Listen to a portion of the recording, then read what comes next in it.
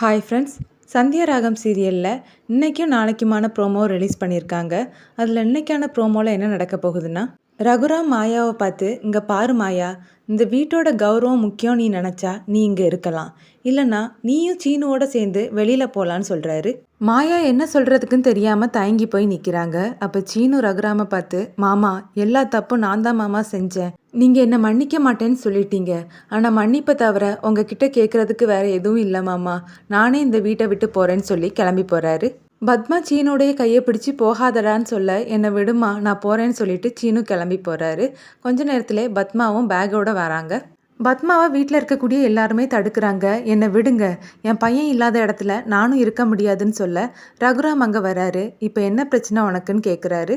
இப்போ சொல்லுங்க அண்ணன், இந்த மாயா இருக்க இடத்துல நான் இருக்க மாட்டேன், இந்த மாயா இங்கே இருக்கணுமா இல்லை நான் இங்கே இருக்கணுமான்னு நீங்களே சொல்லுங்கன்னு கேட்க ரகுராம் அமைதியாக நிற்கிறாரு. இதோட அந்த ப்ரோமோவை முடிக்கிறாங்க.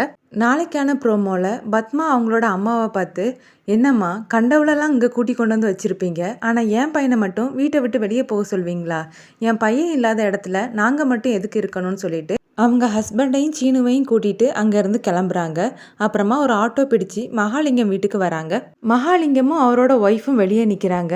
இவங்க எல்லாரும் ஆட்டோவில் வந்து இறங்குறத பார்த்ததும், நாங்கள் அங்கே தான் வரணும்னு இருந்தோம் சம்மந்தி, அதுக்குள்ளே நீங்களே இங்கே வந்துட்டீங்க, அதுவும் பொட்டி படுக்கையோடு வந்திருக்கீங்க, என்னாச்சு சம்மந்தின்னு கேட்க, நாங்கள் அந்த வீட்டிலேருந்து வெளியே வந்துட்டோன்னு பத்மா சொல்கிறாங்க. அதை கேட்டு ரெண்டு பேருமே ஷாக் ஆகுறாங்க.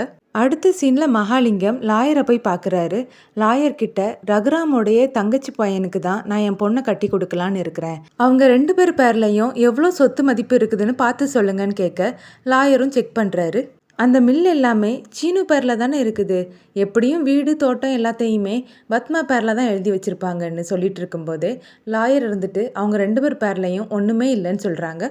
என்ன சொல்கிறீங்கன்னு மகாலிங்கம் கேட்க, ஆமாம் சார், அவங்க ரெண்டு பேர் பேர்லையும் ஒரு சென்ட் கூட இல்லைன்னு சொல்ல, அதை கேட்டு அவர் ஷாக் ஆகிறாரு. இதோட அந்த ப்ரோமோ முடிக்கிறாங்க.